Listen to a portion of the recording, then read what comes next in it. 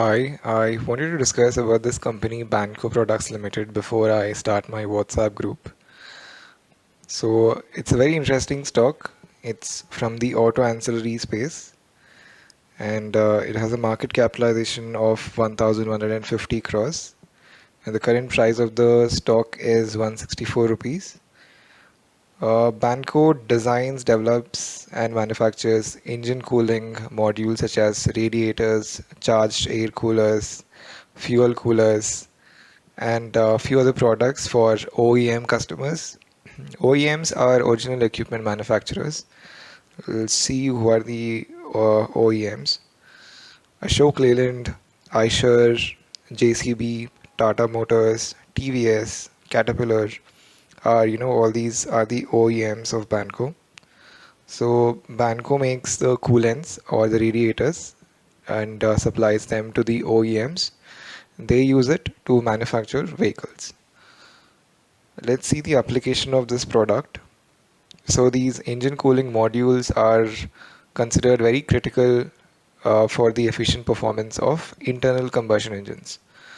So and the internal combustion engines are used in the passenger cars, light commercial vehicles, medium and heavy commercial vehicles, agricultural tractors, and a few other vehicles that you see here. Let's go to the highlights. So the demand for Manco products has increased significantly because of the changes in emission norms. The emission norms have shifted to BS6 in the automotive industry and to BS4 in the construction machinery and off-highway sector. So, which created new development projects for these companies like Banco. And another important thing that I would like to highlight is the investment into research and development. So Banco is a small company, but it's still making an investment of 18 crores in the research and development. That is only in the year of 19 to 20. Even in the previous years, it has invested a good amount of money into R&D. So that will eventually, get them better and efficient products. And Banco has developed a new smart core solutions, which is helpful for meeting the BS6 emission norms.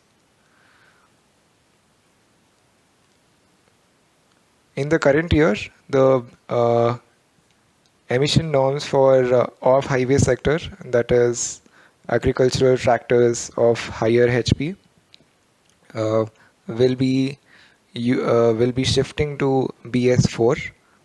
So Manco will be having a good demand from the off-highway sector in the present this current year because there will be a change in the emission norms in the off-highway sector to BS4.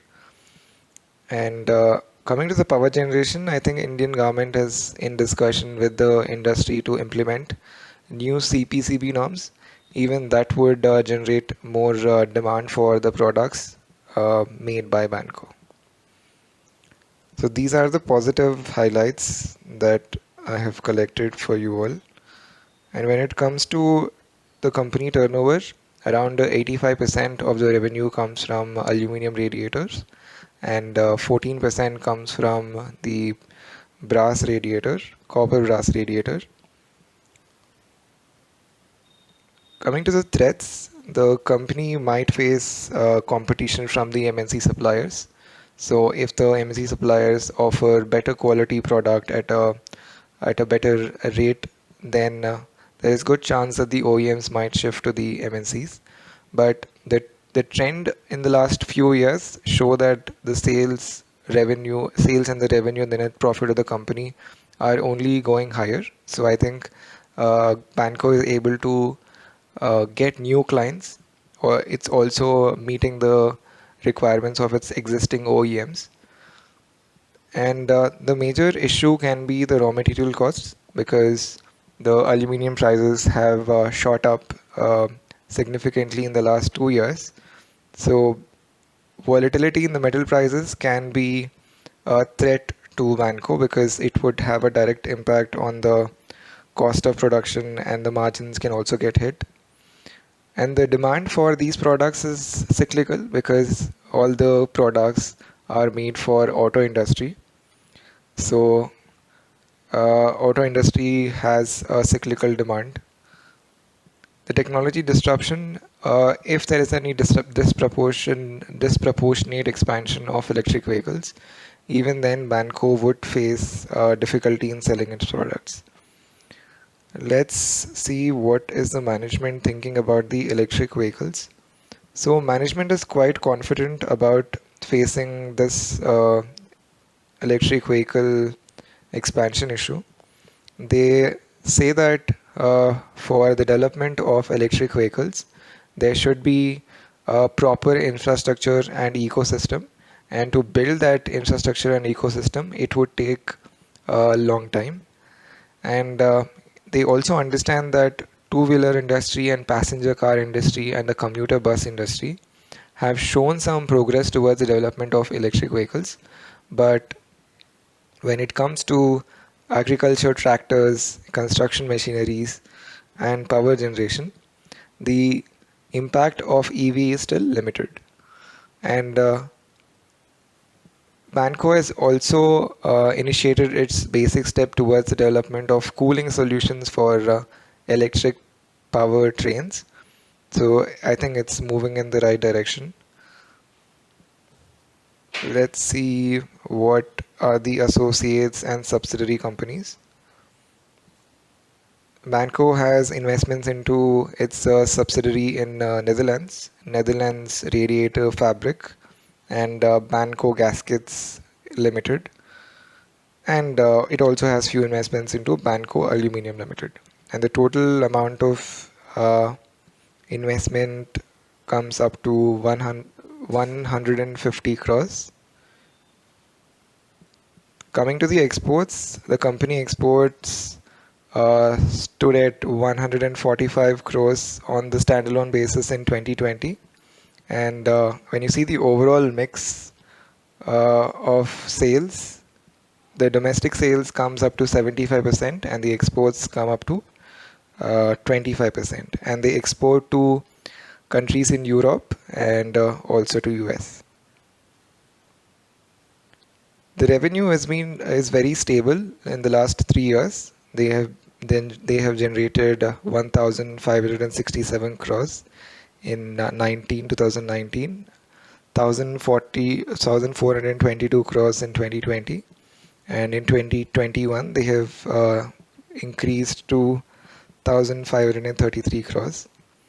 But I think net profits on a consolidated basis have significantly increased to 144 crores, which is a great achievement. And coming to the debt and the reserves, it has a very negligible debt of 14 crores. They have reduced the debt from 92 crores to 14 crores in 2021. And the reserves are 814 crores. The company overall capitalization is 1,150 crores. And the company has a reserve of 814 crores, which is, I believe, at the company is at a great discount. And coming to the government's PLI scheme, so I'm not really sure whether this company is eligible for PLI scheme because none of which is mentioned in the company's annual reports. But if I look at the criteria for automotive champion scheme, then the overall revenue should be more than 500 crores. Banco does have more than 500 crores of overall revenue and 100 crore revenue from overseas operation. Banco exports and it receives around 150 crores from the exports.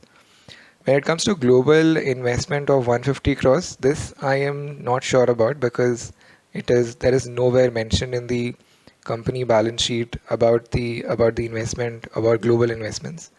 So if by any chance the company is eligible for this scheme, then it would receive around 2 to 12% of cashback from the government on the incremental sales revenue.